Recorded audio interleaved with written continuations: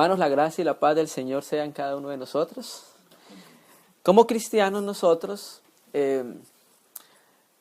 siempre debemos llevar nuestro caminar y nuestra vida cristiana de acuerdo a unas normas establecidas en Dios.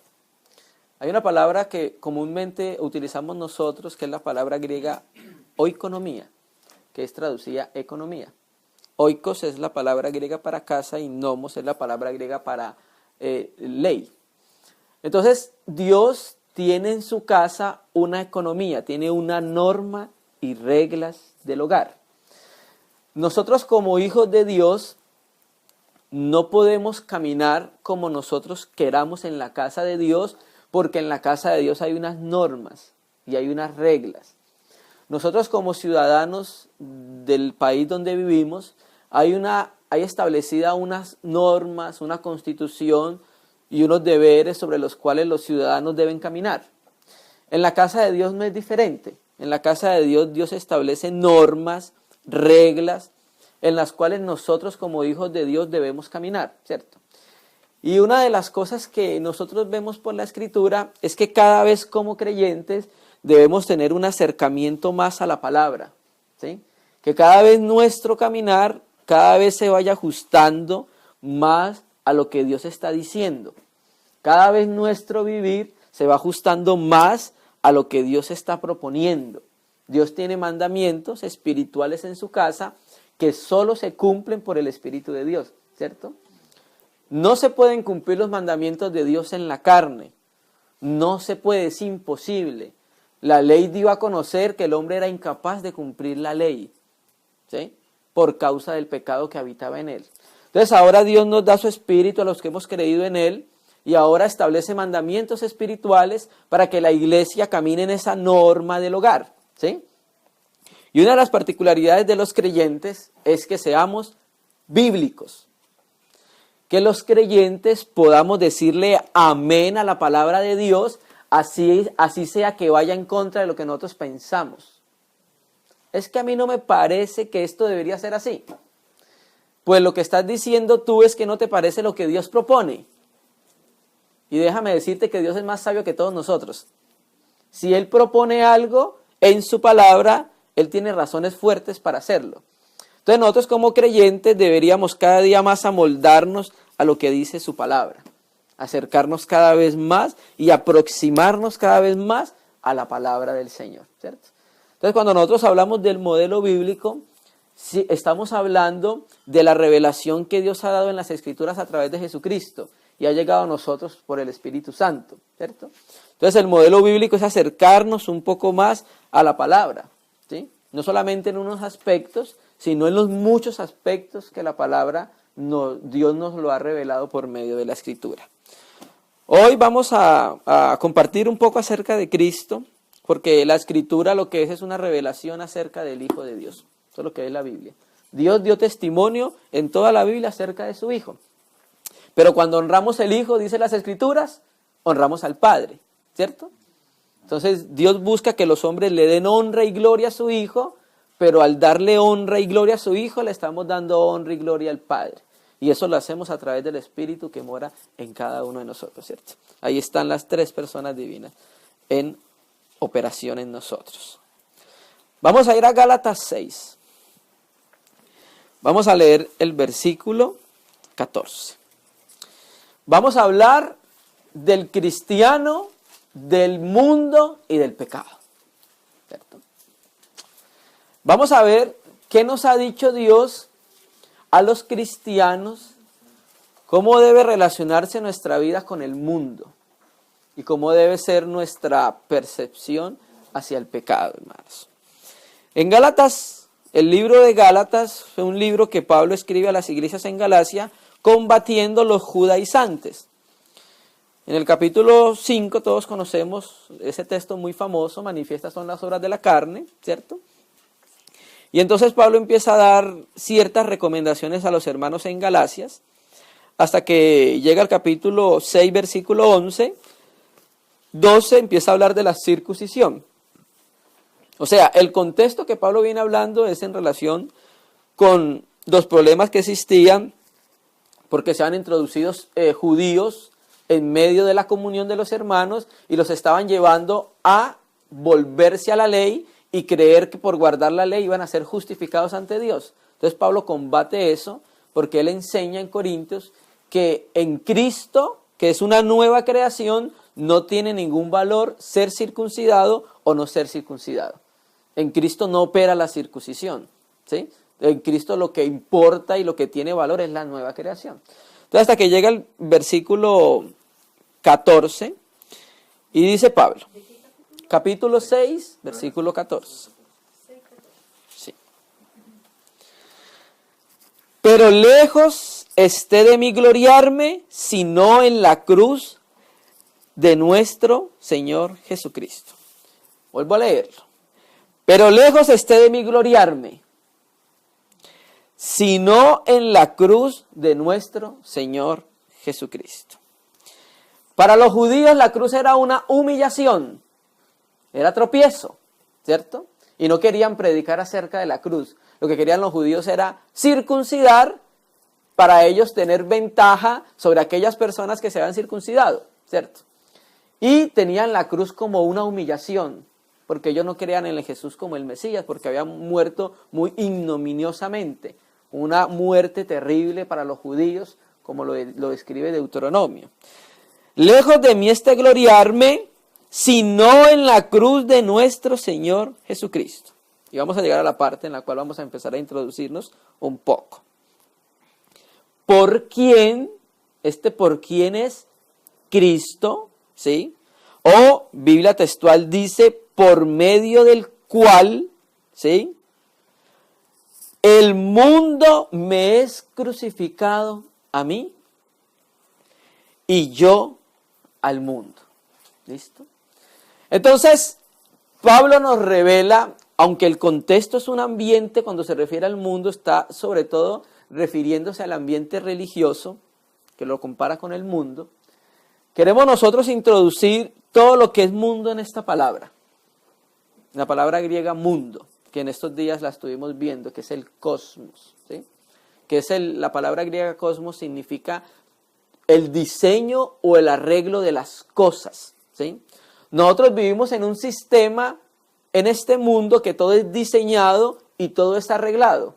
Economía, religión, el aspecto cultural, el aspecto social. La Biblia le llama a eso el cosmos, algo arreglado y diseñado, que no es la realidad, ¿cierto? Porque Dios lo que quería era introducir la cultura de Edén a la tierra, desde Adán, ¿cierto? Pero llega el diablo, usurpa al hombre y lo que se introduce en la tierra es la cultura serpentina, completamente. Nuestra cultura es una cultura completamente serpentina, ¿sí? Nuestros gobernantes son guiados por los principados y las potestades. Hermano, ¿cómo dices eso? Pues Daniel lo revela clarito. Detrás de una potestad de Persia y de Grecia, detrás de esos reyes había alguien más. El Señor constantemente nos revela eso. Tiro, príncipe de Tiro, rey de Tiro. ¿Y quién hay detrás del príncipe de Tiro y luego el rey de Tiro? Bueno, ¿cierto? Entonces, Pablo revela algo, nos dice, el mundo me es crucificado a mí y yo al mundo, ¿cierto? Entonces, Pablo, por medio de la crucifixión de Cristo, pasaba algo en él y pasaba algo en el mundo para con él.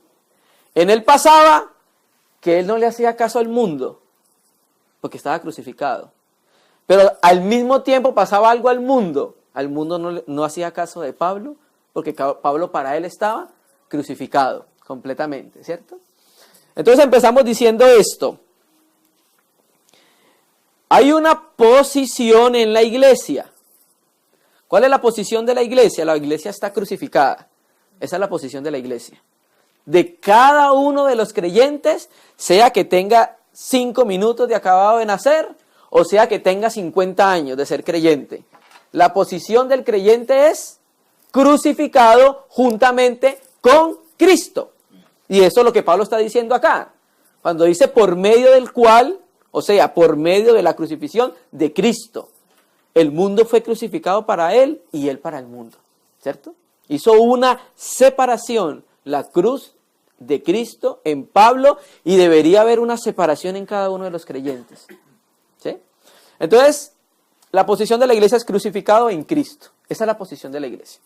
Eso significa que la iglesia está muerta.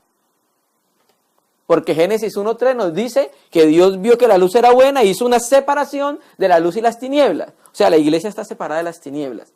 La iglesia por posición está en luz. La iglesia por posición está muerta, crucificada. Ok. Después de entender nosotros y percibir nuestra muerte con Cristo, viene algo. Y ese algo es que debemos tomar posición de la posesión. Por ejemplo, Saúl y David. Samuel, los israelitas le piden rey a Samuel, que era el juez en su momento. Y Dios le dice, Samuel se enoja porque Samuel sabía que el rey de ellos era Yahvé Elohim. Pero ellos querían un rey que pudiesen tocar y ver como las demás naciones. Porque hasta el momento siempre se decía que los israelitas adoraban a un Dios invisible que no se veía. Entonces Dios les concede tener un rey con características meramente naturales, que era más alto que los demás y era hermoso. O sea, no hay ninguna característica espiritual en Saúl, ¿cierto? Y entonces pasa algo con Saúl, desobedece al Señor, y entonces Dios se levanta otro rey. Pero estando en el reinado de Saúl, Dios unge a David como rey. Ahora serás tú el nuevo rey de Israel, el caudillo. Pero sucede algo. Habían dos reyes en Israel al mismo tiempo, ¿cierto? Pero ¿qué pasó? David era rey por posición, pero todavía no lo era por posesión. ¿Sí? ¿Cómo entendido esa figura? Es como el presidente electo. Es como el presidente electo. Entonces, David era rey por posesión porque fue ungido. Sobre él se derramó el aceite con el cuerno, ¿cierto? Y él era el rey de Israel por posición, ¿sí? Él tenía que esperar un tiempo para tomar la posesión de su reinado. Eso pasa con la iglesia. La iglesia tiene una posición en Cristo muerta. Entonces la iglesia debe tomar posición de la posesión, que es la experiencia debajo del sol. ¿Cómo debe ser la experiencia debajo del sol en relación con lo que estamos hablando? Muerta. ¿A qué? Al mundo, hermano. Porque fue crucificada para el mundo y el mundo para ella. Porque eso es lo que Pablo está revelando. Entonces Pablo vivía como si el mundo no existiese para él. Y el mundo vivía como si Pablo tampoco existiese para él, porque estaba completamente muerto. ¿Sí? Okay. Entonces, en base a esto, vamos a empezar a considerar algo que dice las Escrituras. Vamos a ir a 2 de Juan 2, que yo sé que todos lo conocen, pero es bueno que siempre estemos recordando las mismas cosas. Juan 2, versículo 17. Empieza Juan a hablarle a los padres, a los jóvenes y a los hijitos, que son estadios de la vida cristiana. Un hijito es aquel que acaba de nacer, un joven es aquel que está madurando en la vida cristiana, está fortaleciéndose en el Señor. Y la diferencia del padre con el joven y el niño es que el padre ya engendra. Esa es la diferencia con él, que son estadios de la vida cristiana. Entonces le dice, termina diciendo, vamos a leerlo de atrás para adelante, vamos a pasar primero por el 17. Primera de Juan, capítulo 2, versículo 17. ¿Carta? Sí, carta. ¿Primera carta? Primera carta. San Juan. Primera de Juan 2, versículo 17. Antes de Apocalipsis viene Judas, capítulo único, y luego viene las epístolas de Juan.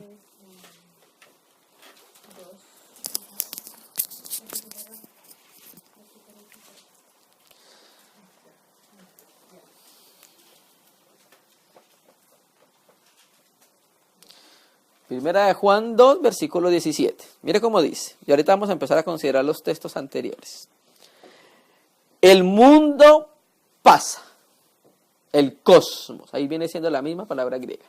El cosmos pasa. La Biblia textual dice, el cosmos está pasando. ¿Sí? Está pasando. ¿Sí? Y sus deseos. Cosmos con sus deseos. ¿Sí? Pero el que hace la voluntad de Dios permanece para siempre. ¿Listo? Entonces Pablo entendía por el Espíritu que el mundo estaba pasando. Pablo percibía por el Espíritu que él no debía vivir para el mundo porque él fue crucificado para eso. Para el mundo, para él estaba muerto, no tenía ningún valor, no tenía ningún sabor, no tenía ningún aroma, no tenía ningún atractivo, no representaba nada para él, ¿cierto? Y Juan vuelve y nos escribe, el mundo está pasando. Y sus deseos, ya vamos a empezar a mirar los deseos. Pero el que hace la voluntad de Dios, ese no está pasando. Como el mundo está pasando. El que hace la voluntad de Dios, ese se está quedando y se está permaneciendo para siempre, ¿cierto? Ahora vamos para atrás, versículo 16. Porque todo lo que hay en el cosmos, este no es el mundo que Dios creó. Cuando nos estamos refiriendo a mundo, aquí en este contexto, no estamos hablando a la creación hecha con las manos de Dios, ¿sí? Estamos hablando al sistema de las cosas arregladas. ¿Y recuerda que en campamento estuvimos hablando? Cosmos viene de cosmético y cosmético no es la realidad. Quita el cosmético para ver la realidad, ¿cierto? Ok. Entonces, aquí porque todo lo que hay en el cosmos, en el sistema de las cosas arregladas, empieza a decir, la Biblia textual tiene 2 puntos. ¿Qué es lo que hay en el cosmos? 1, los deseos de la carne. Eso es lo que hay en el cosmos, ¿sí? La palabra griega para deseos es epitumia. Y la palabra epitumia significa mayormente deseo, pero por lo prohibido. Codiciar siempre lo malo. Por eso la Biblia textual ahí traduce correctamente. Dice, porque todo lo que hay en el mundo, la codicia de la carne, no es solamente deseos. La codicia de la carne, la codicia de los ojos, deseo de los ojos, Reina y Valera, y la vana gloria de la vida no proviene del Padre, sino del mundo. O sea, todos estos elementos tú los encuentras en el mundo. Y estos elementos, la codicia de una, la codicia del otro y la vanagloria del otro, no procede del Padre, o sea, no sale de Dios. Eso sale y procede del cosmos. Sale del cosmos para las personas que habitan en él. ¿Listo? Y ya vamos a mirar por qué. Entonces vimos 3 aspectos. Deseos de los ojos. 1, deseos de la carne y vanagloria de la vida. ¿Listo?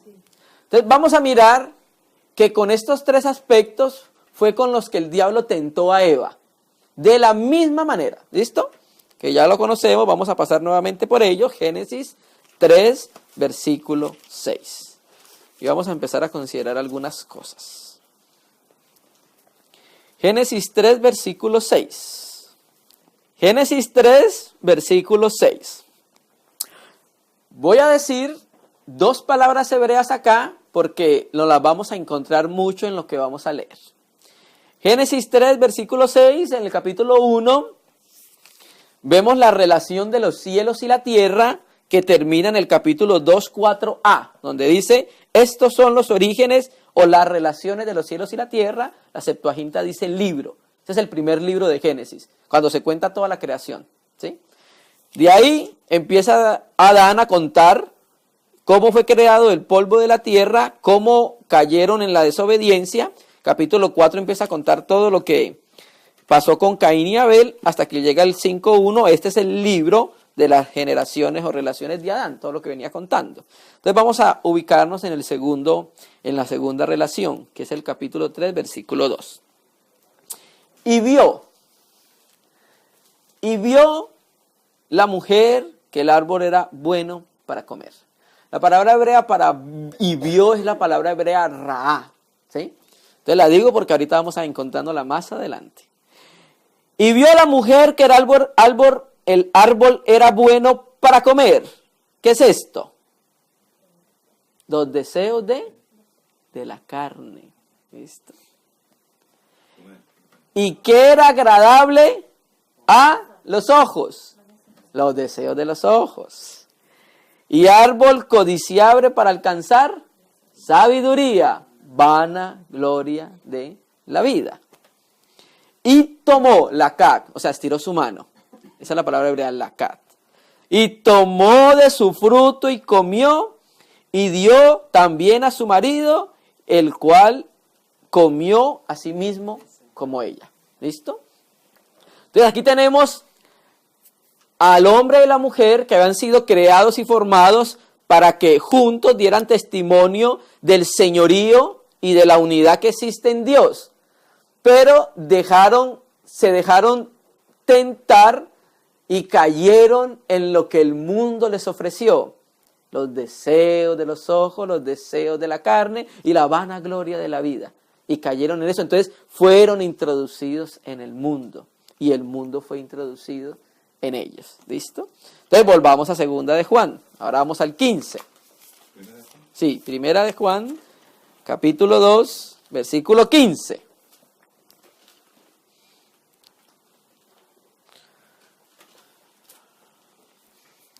Ahora vamos para el 15. Mire cómo dice el versículo 15. Amén, hermano, ¿lo tenemos? Sí. Primer libro de Juan, capítulo 2, versículo 15. No améis al cosmos.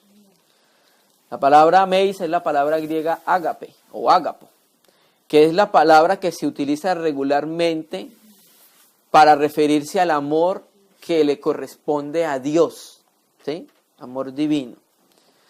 Entonces, Dios está diciéndole por el Espíritu Santo, a través de Juan a los hermanos, a que le escribe primeramente la carta y a nosotros, no amemos con el amor que le corresponde a Dios al mundo.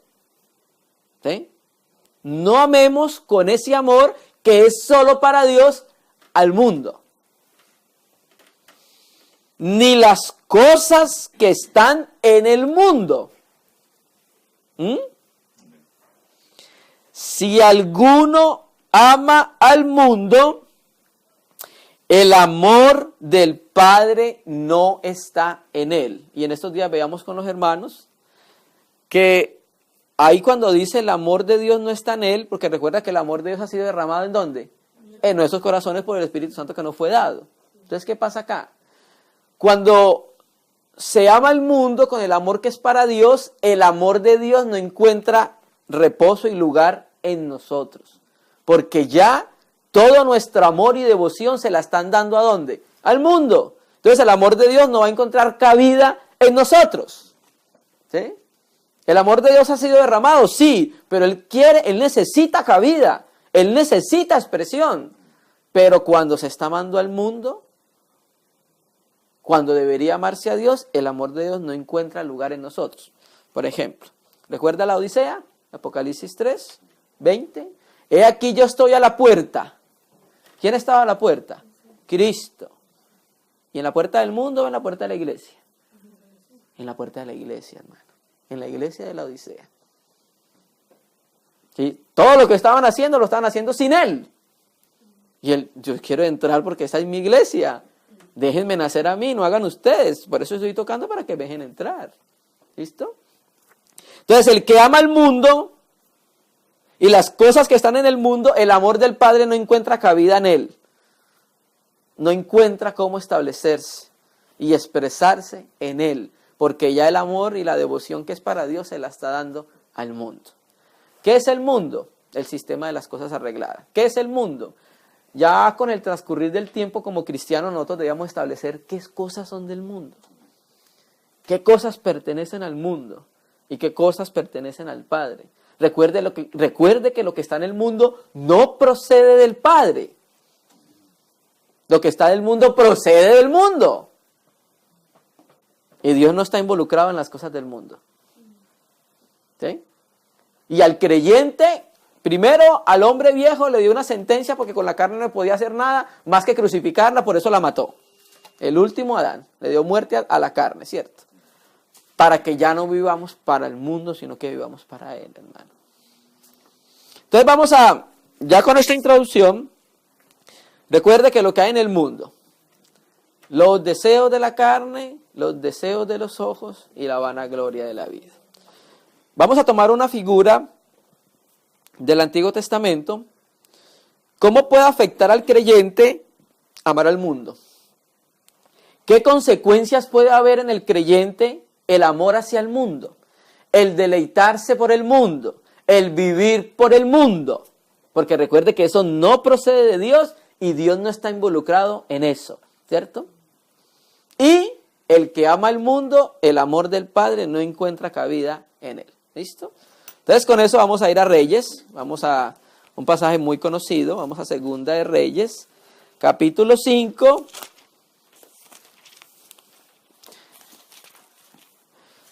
Capítulo 5, contexto, para llegar al versículo 15. Segunda de Reyes, capítulo 5. El contexto es Naamán el sirio, todos hemos escuchado acerca de él, ¿sí? O el arameo. Dios, por medio de Naamán, porque lo dice la Biblia, le había dado victoria a los sirios. Y era un hombre valeroso, pero tenía algo, leproso. Era un hombre leproso. Y en unas incursiones que hicieron a Israel, tomaron cautivas, entre ellas una mujer que le servía, una mujer hebrea que servía a Naamán, a la esposa de Naamán. Entonces ella le dijo, hay un profeta en Israel que te puede sanar, en Samaria. Entonces él le escribió al rey para que lo enviara allá a que fuera sano. Y entonces el rey lo envió con muchos presentes. Y se fue, y el hombre que lo podía sanar era Eliseo, uno de los dos grandes profetas que hubo en el antiguo pacto. Figuras de Cristo, muy fuertes. Bueno, fue a la casa de Eliseo. Eliseo no lo atendió. Mandó el siervo, le dio la palabra, sumérjase en el Jordán 7 veces. ¿Listo? A plenitud.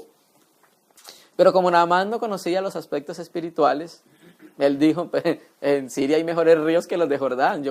Para eso me hubiera sumergido yo allá 7 veces, ¿no? Como el mapuche. Sí, como el mapuche, no hubiera venido hasta acá. ¿Cierto? Entonces el criado lo hace reaccionar y le dije, pero si el profeta mandara algo, no lo hicieras, ¿no?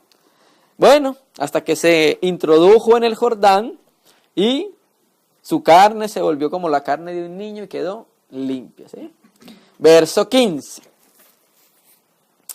Y volvió al varón de Dios, él y toda su compañía, Naamán. En este caso el varón de Dios es Eliseo. Y se puso delante de él y dijo, he aquí, ahora conozco que no hay Dios en toda la tierra, sino en Israel. Porque los dioses de ellos no lo habían podido sanar, ¿cierto? Te ruego que recibas algún presente de tu siervo. Y vamos a tener presente que con Eliseo estaba Giesi. Giesi es el servidor de Eliseo. Vamos a tener esto siempre presente, que él estaba todo el momento en esta conversación que está teniendo Naamán con Eliseo. Volvió el varón de Dios, él y con toda su compañía se puso delante de él y dijo, he aquí ahora conozco que no hay Dios en toda la tierra sino en Israel, te ruego que recibas algún presente de tu siervo. Mas él dijo, Eliseo, vive Yahvé, en cuya presencia estoy. Este era el mismo lenguaje utilizado por Elías. Elías decía, vive Yahvé, en cuya presencia estoy. Y ese vive Yahvé en Israel, en el antiguo Israel, era utilizado como una especie de juramento, ¿sí? Que no la aceptaré. Y le insistía que aceptara alguna cosa, pero él no quiso. Cuando tú miras, por ejemplo, el versículo 5, dice que ¿qué es lo que llevaba? Salió él pues llevando consigo 10 talentos de plata, 6,000 piezas de oro y 10 mudas de vestido. O sea, llevaba un presente bueno, una buena ofrenda, ¿no? Pero Eliseo no. ¿Sí? No, eso era a la conversión nuestra hoy en día, en pesos chilenos, era bastante, ¿no? Entonces el versículo 16, mas él le dijo, vive Yahvé en cuya presencia estoy, que no la aceptaré. Y le insistía que aceptara alguna cosa, pero él no quiso. Entonces Naamán dijo, te ruego pues, de esta tierra no se dará a tu siervo la carga de un par de mulas, porque de aquí en adelante tu siervo no sacrificará holocausto ni ofrecerá sacrificio a otros dioses sino a Yahvé. Esa frase que dice, de esta tierra no se dará a tu siervo la carga de un par de mulas, era porque en la costumbre, en su momento, ellos para adorar a los dioses tenían que ser los dioses de la tierra. Entonces en este caso él quería llevar tierra en 2 sacos en la mula de Israel, llevársela para Siria, colocarla en un lugar y con esa tierra y en esa tierra hacer un altar para poder adorar al Dios de los judíos, porque ya tenía tierra de Israel, entonces ya podía adorar ahí, ¿cierto? Entonces le dice el 18, en esto perdone Yahvé a tu siervo que cuando mi señor el rey entrara en el templo de Rimón para adorar en él, Rimón hace referencia como una granada, o sea que la adoración era como al sol, a la luna. Hay algunos que dicen que tenía que ver con los cultivos. En esto perdone Yahvé a tu siervo cuando mi señor el rey entrara en el templo de Rimón para adorar en él, porque ya sabía que él no era el verdadero Dios al que adoraba el rey de Siria, sino que era Yahvé Elohim, el Dios de los judíos. Y él se apoyare sobre mi brazo, y si yo también me inclinara en el templo de Rimón, cuando haga tal, Yahvé perdone en esto a tu siervo. Y él le dijo, ve en paz, ¿cierto? Que primeramente el trabajo de Eliseo era relacionado con Israel, ¿cierto? Para que Israel volviera su corazón a Dios. Es como el caso del Señor Jesús. El Señor Jesús primeramente fue enviado ¿a dónde? A las ovejas perdidas de la casa de Israel. Pero en ese caminar se encontraba con gentiles, ¿cierto? Ve en paz, se fue y caminó como media legua de tierra. Entonces, atención, Giezi, Giezi significa el valle del visionario, ¿sí? Eso es lo que significa Giezi. ¿Es un nombre femenino? No, es hombre. Sí. Criado de Eliseo, el varón de Dios, dijo entre sí, o sea, en lo secreto, he aquí mi señor estorbó a este sirio Naamán, no tomando de su mano las cosas que había traído. Vive Yahvé, que correré yo tras él y tomaré de él alguna cosa. ¿Qué pasó acá entonces con el siervo de Eliseo? Vio los deseos de los ojos y codició lo que traía el sirio, porque se lo presentó a Naamán, a Eliseo, ¿cierto? Y cuando dice, vive Yahvé, está haciendo un juramento. O sea, va a involucrar a Dios en un juramento de mentira, hermano. Que correré yo tras él y tomaré, la palabra hebrea lakab, que es la misma que se utiliza cuando Eva tomó, ¿sí? De él alguna cosa. Y siguió Gisei a Naamán, y cuando vio Naamán que él venía corriendo tras él, se bajó del carro para recibirle y dijo, ¿va todo bien? Él le dijo, bien. Mi Señor me envía a decirte mentiras. Los deseos por las cosas del mundo va a llevar a los hermanos a eso, a llegar a un punto a tener que mentir. ¿Me entiendes?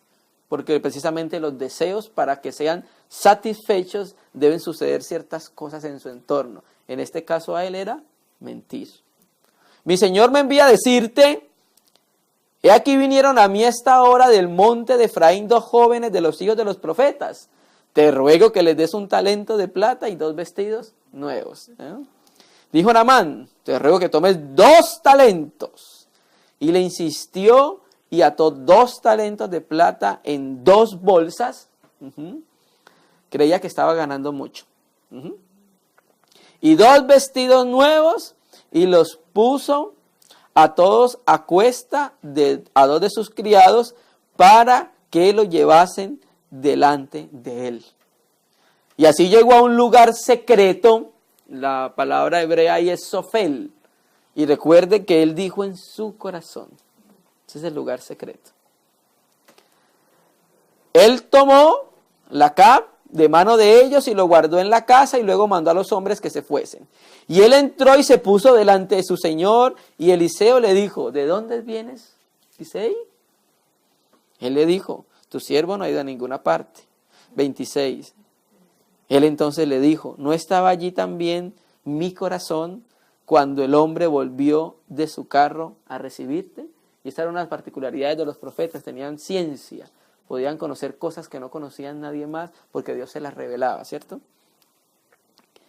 ¿No estaba también allí mi corazón cuando el hombre volvió de su carro a recibirte? Es tiempo de tomar plata y de tomar vestidos, olivares, viñas, ovejas, bueyes, siervo y siervas. ¿Es tiempo de que la iglesia esté deseando lo que hay en el mundo? No es tiempo para eso. La venida de nuestro Cristo está pronta, hermano. Y no es tiempo de estar anhelando lo que el mundo ofrece. Es tiempo de estar anhelando las cosas que provienen del cielo, hermano.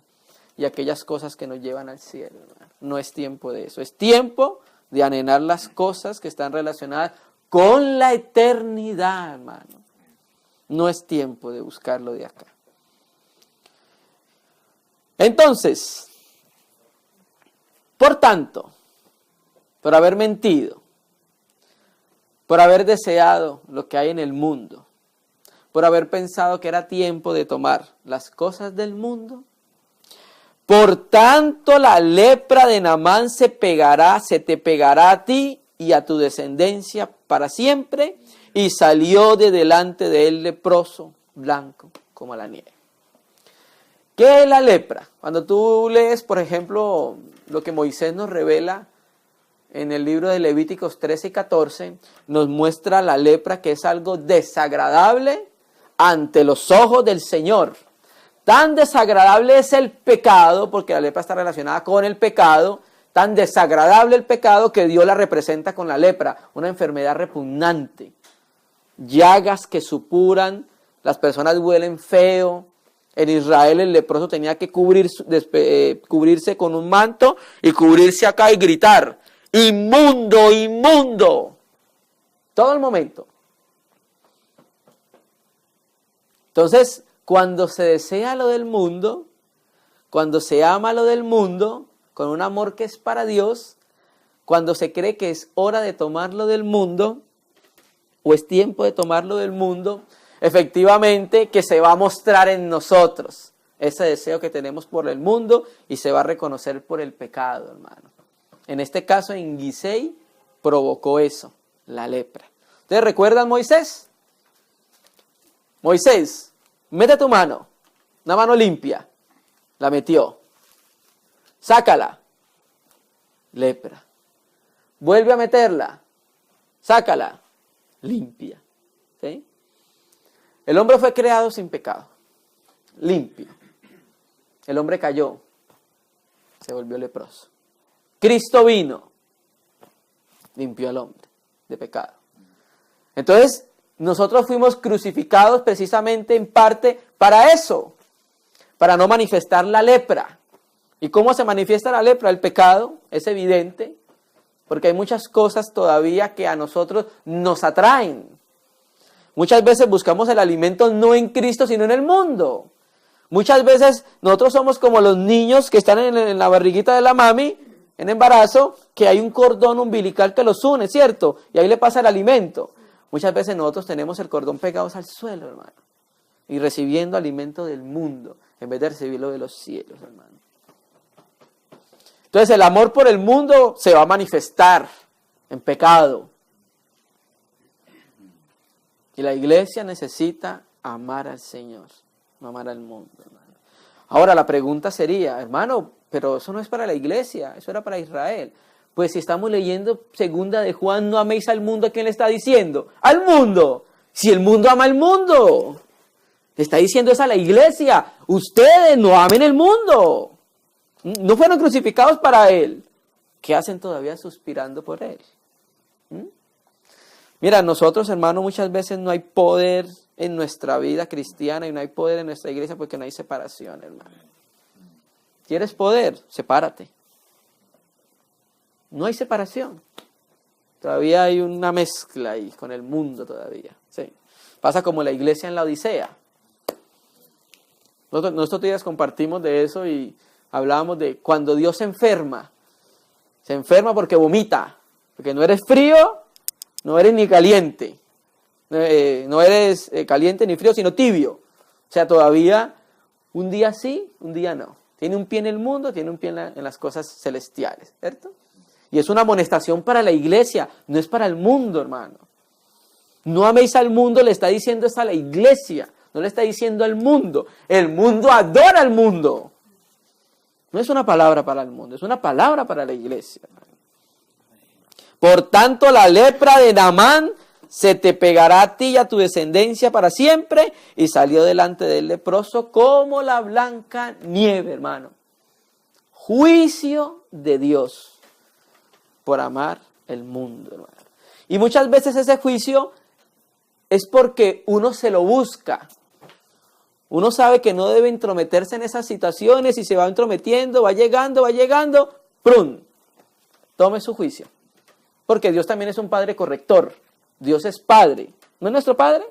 ¿Qué hacemos nosotros cuando nuestros hijos cuando desobedecen? Los corregimos.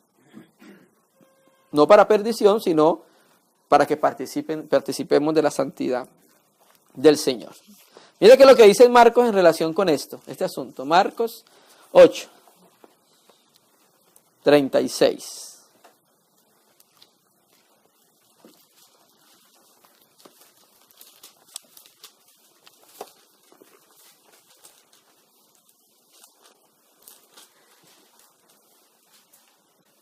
Marcos 8:36.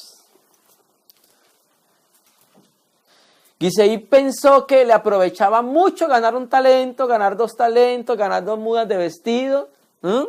Y mire cómo Marcos refleja lo que el Señor Jesús dijo. Porque, ¿qué aprovechará el hombre si ganare todo el mundo? Si ganare todos los talentos, si ganare todos los vestidos. ¿Qué aprovechará el hombre si ganare todo el mundo? ¿Y qué dice? Perdiere su alma. ¿De qué sirve al mundo, al hombre, ganar al mundo si va a malograr su alma? ¿De qué le sirve al cristiano amar al mundo, vivir por el mundo, ganar al mundo si va a malograr su alma? En este caso, perderla. ¿Sí?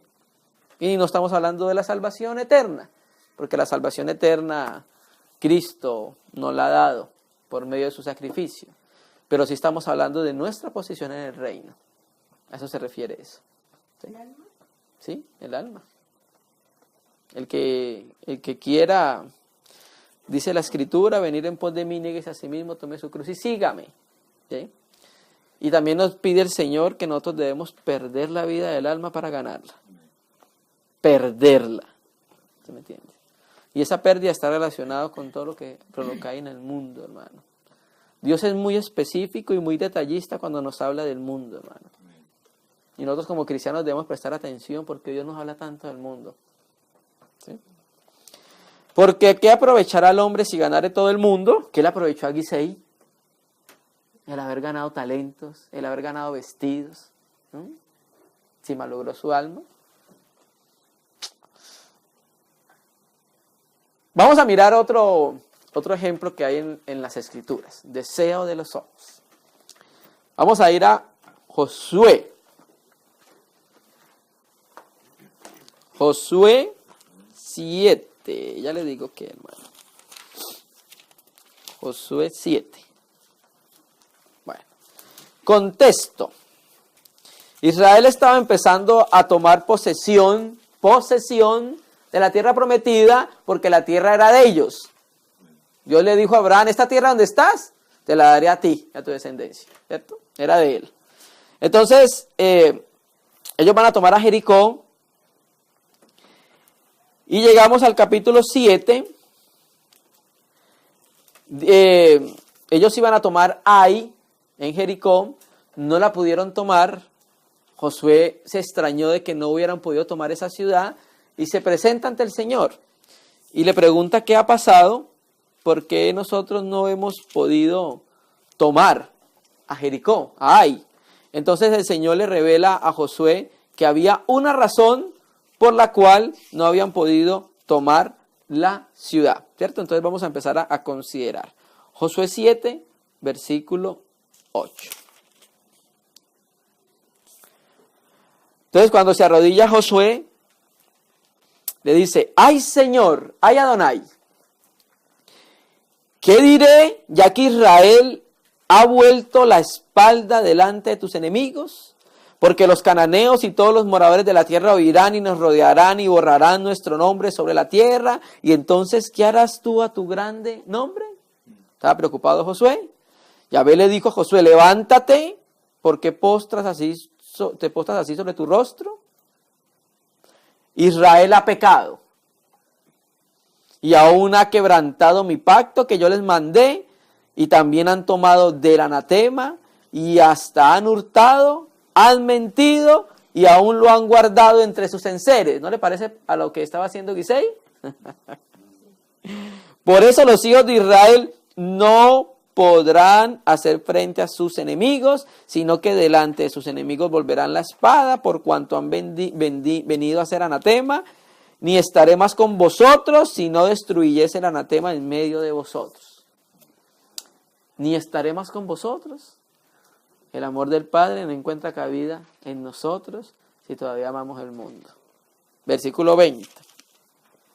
Y Acán, entonces empezó a preguntarse, ¿qué pasa, Señor? Entonces le empezó a llamar a una tribu, de la tribu empezó a sacar una familia, de esa familia empezó a sacar unos principales, y luego hasta que llegó a la persona que era, y la persona se llama Acán. Y Acán significa atormentar, atribular. Y Acán respondió a Josué diciendo, verdaderamente yo he pecado contra Yahvé, el Dios de Israel, y así he hecho. Quedó descubierto que había pasado algo con él. Vamos a empezar a mirar qué fue. 21. Pues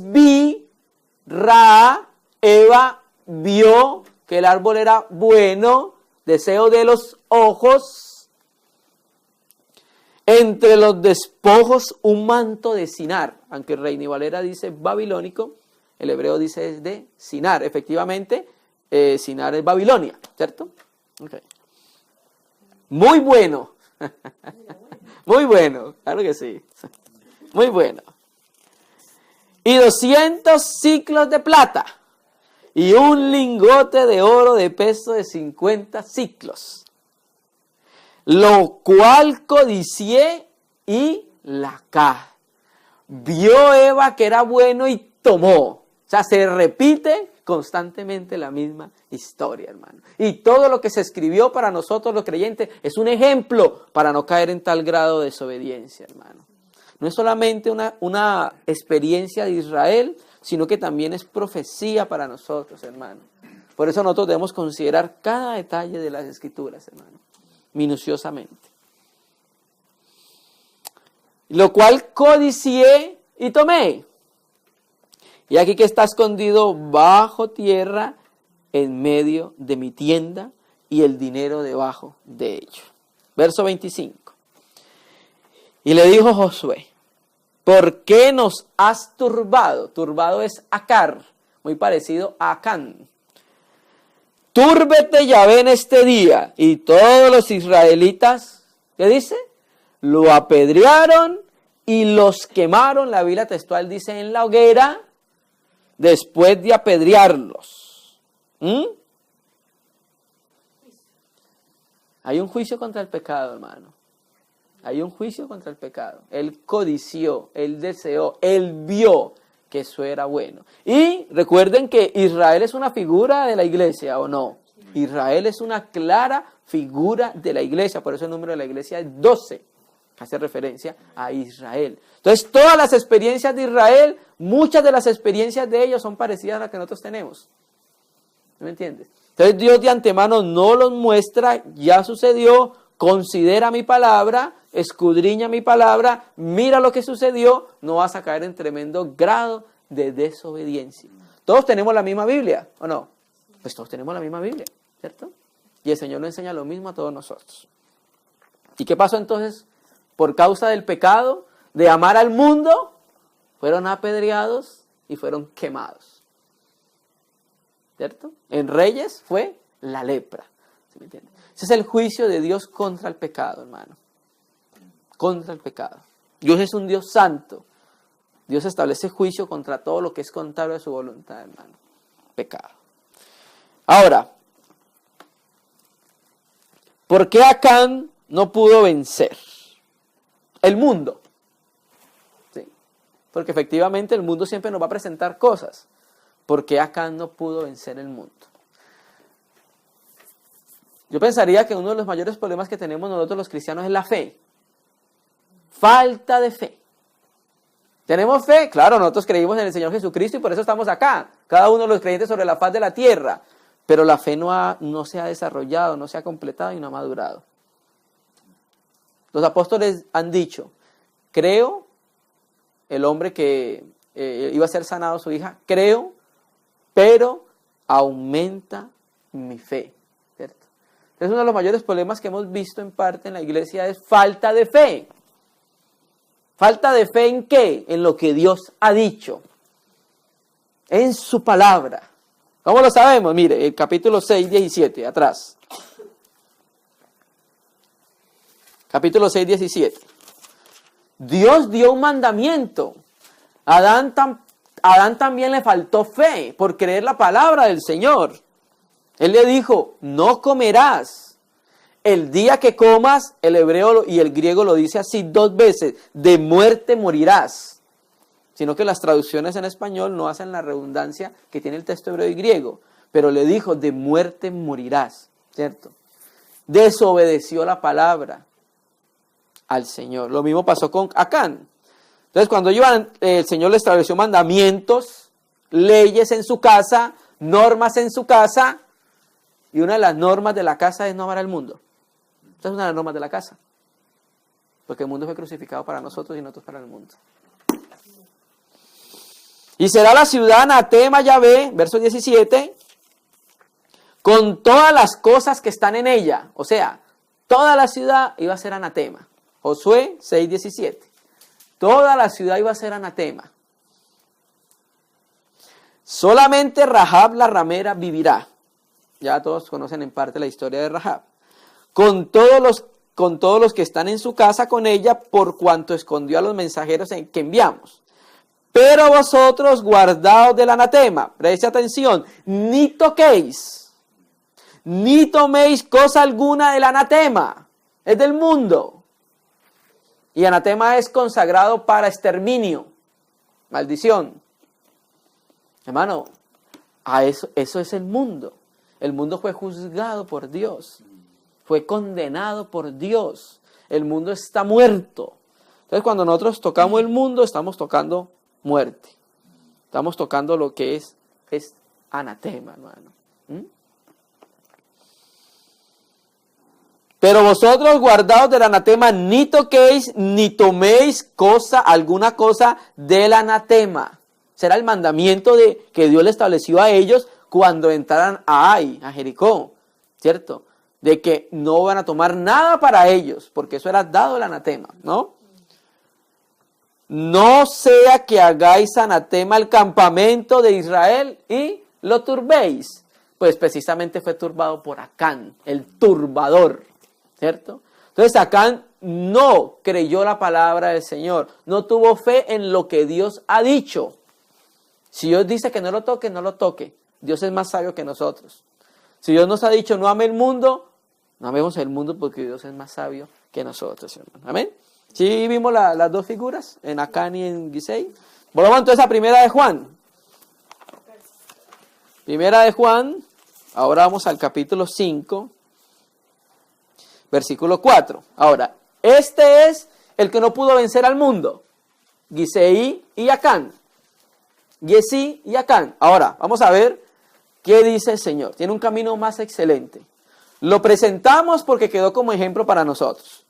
Nada de la palabra de Dios es de desecharse, porque es útil para corregirnos e instruirnos, ¿cierto? En toda justicia. Entonces, ahora, mire qué es lo que nos dice el Señor. Primera de Juan, capítulo 5, versículo 4. Capítulo 5. Capítulo 5. Primera de Juan, capítulo 5, versículo 4. Porque todo el que es nacido de Dios, o sea, todo el que ha confesado a Jesús como el Cristo, todo el que se ha arrepentido, todo el que lo ha creído en su corazón y lo ha confesado con su boca, a Cristo como el Señor, ha creído en su sacrificio sustitutivo, todo el que ha nacido de Dios, ¿qué pasa? Vence al mundo.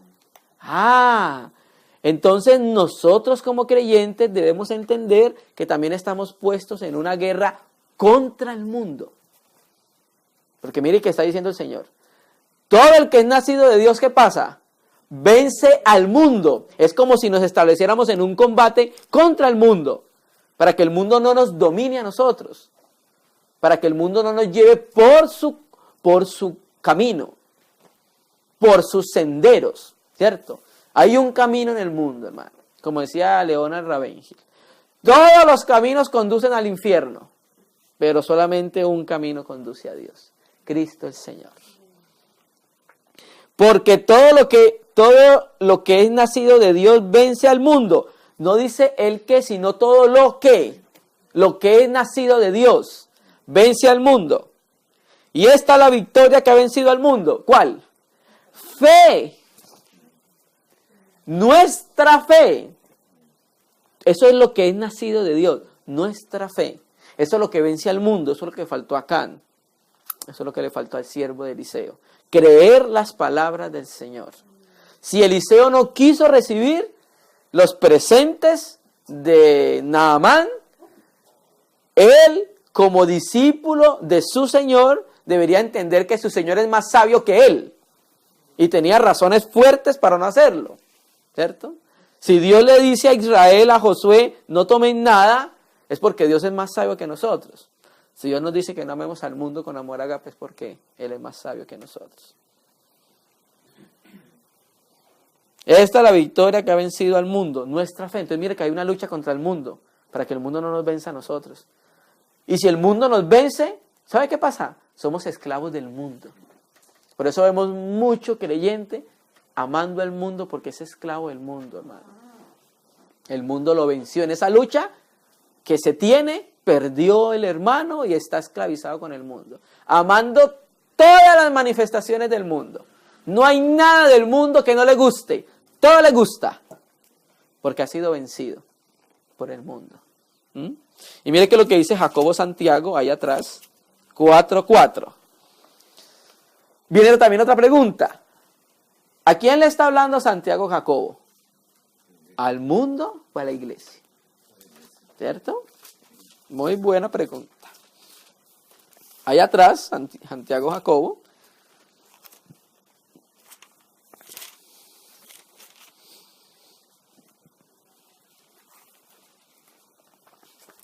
Santiago Jacobo 4, versículo 4. Allá atrás.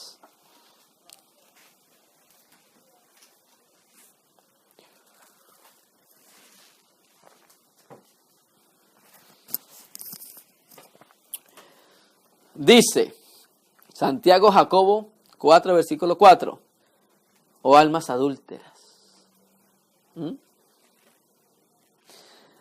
¿no sabéis que la amistad del mundo es enemistad contra Dios? Vuelvo a leerlo, Santiago Jacobo 4, 4. Oh almas adúlteras. ¿Qué es adulterar? Es cuando un matrimonio tiene una relación con una tercera persona. Eso es adulterio. ¿No sabéis que la amistad del cosmos, del mundo, es enemistad contra Dios? Cualquiera, pues, que quiera ser amigo del mundo, ¿qué dice? Se constituye en enemigo de Dios. Hermano. O sea que si nosotros somos amigos del mundo, automáticamente somos enemigos de Dios. Como dice el Señor. no puedes servir a Mamón ni a Dios. No puedes servir a la riqueza, no puedes servir a dos señores. O agradar al uno o menospreciar al otro. Aquí nosotros no podemos ser amigos de los dos. Por eso, hermano, la iglesia debe ser radical, hermano. Oye, hermano, pero es que eso es ser muy religioso. ¿Sabe quién es religioso y radical? El que dijo, si tu ojo te es ocasión de caer, sácatelo. Ese sí es radical, hermano. Bien radical. Dios quiere una separación completa del mundo, hermano. Que nosotros no somos de acá. Nosotros no somos de acá. Recuerda que el mundo va pasando, no lo acabamos de leer. El mundo va pasando. Nosotros somos peregrinos acá. Nosotros somos extranjeros. Nosotros no somos de acá, hermano. Hermano, ¿tenemos que trabajar? Claro que tenemos que trabajar. ¿Tenemos que vivir? Claro que tenemos que vivir. ¿Tenemos que pagarnos impuestos? Claro que tenemos que pagar nuestros impuestos. Pero nosotros no somos de acá, hermano. Acá no debe estar nuestro corazón. Donde esté tu tesoro, ahí estará tu corazón. Y si nuestro tesoro está en el mundo, pues ahí está nuestro corazón. Y está nuestro amor y está nuestra devoción, hermano. Oh, almas adúlteras, ¿no sabéis que la amistad del mundo es enemistad contra Dios? Cualquiera pues que quiera ser amigo del mundo se constituye enemigo de Dios. ¿Por qué, hermano? Porque el mundo es enemigo de Dios. Y nosotros tenemos una lucha contra el mundo. Nosotros no podemos aliarnos con el enemigo de Dios. Terminaríamos luchando contra Dios. Porque estamos a favor de su enemigo. Señor, ayúdanos. Y ahí mismo en 1 Juan 5 terminamos con este texto. Entonces, ¿por qué hemos hablado tanto del mundo? ¿Por qué el Espíritu Santo habla tanto del mundo a la iglesia? Mira por qué. Tiene sus razones fuertes para hacerlo. 1 Juan 5, versículo 19. Amén, hermanos. ¿Lo tenemos? Amén. ¿Sabemos que somos de Dios? Claro que sí, amén, por el Espíritu que nos fue dado y el Espíritu nos da testimonio de que somos hijos de Dios. Sabemos que somos de Dios. Pero ¿sabe qué más también sabemos? Y el cosmos entero está bajo el maligno. ¿Qué le parece ese texto?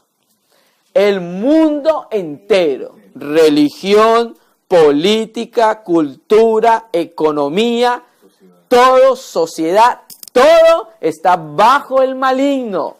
No hay nada que se salve. ¿Ustedes recuerdan cuando el Señor lo tentó el diablo y le dijo en Lucas, si tú me adoras, yo te los doy todos? En un momento le dio una visión de todos los reinos del mundo, de su tiempo. Si tú te arrodillas y me adoras, yo te los doy a ti, porque a mí me han sido entregados. ¿Cuándo se le fueron entregados? Cuando los perdió Adán. Porque Adán era el amo, dueño de este mundo, de la tierra. A él se le entregaron, entonces ahorita se los ofrece a quien quiere. Entonces, hermanos, ¿no les parece lo más normal que Dios nos pide apartarnos del mundo, no amar al mundo, ni las cosas que están en el mundo? Porque el mundo está bajo el maligno. Amar al mundo es amar lo que es del maligno, hermano. Eso no procede de Dios. Nada de eso procede de Dios, hermano. Entonces ahora viene el trabajo de nosotros presentarnos y humillarnos ante el Señor. Y si todavía no entendemos bien qué es mundo, que nos empiece a revelar qué es lo que es el mundo, hermano. Porque como creyentes creemos lo que dice su palabra. Y su palabra nos ha dicho que el mundo entero está bajo el maligno. Todo. Entonces que nuestro corazón no se incline más al mundo. Porque está bajo el maligno. Todo. Eso es lo que esa es la conclusión de Juan. No amen al mundo. Si alguno ama al mundo, el amor del Padre no está en él. ¿Por qué no está en él? Porque está bajo el maligno. El Señor Jesús cuando vino dijo, viene el príncipe de este mundo. ¿Ah? ¿Recuerdan? Juan, parecido acá. Y dice el Señor Jesús, y él, el príncipe del mundo, el diablo, no tiene nada en mí. O sea, es que él es tinieblas y yo soy luz. No hay nada de él en mí. No hay nada de tinieblas, pecado y muerte en mí. Porque el Señor es la luz del mundo. ¿Cierto? Entonces, en él están las tinieblas. Entonces, si en él están las tinieblas, si él es el príncipe del mundo y el mundo está bajo el maligno, ¿cómo está el mundo? En tinieblas. El mundo está en tinieblas y nosotros somos luz. ¿Cierto? El mundo está en tinieblas, hermano. En el mundo no hay luz, en el mundo hay tinieblas. Entonces Dios nos pide, no amemos las tinieblas. Porque Dios hizo una separación de la luz y las tinieblas, hermano. Amén. Que el Señor pueda guardar lo que compartimos, de lo que compartimos, su palabra en nuestro corazón, hermano. Amén. Vamos a orar y no sé si dejamos abierto para que los hermanos quieran añadir. Amén, hermano.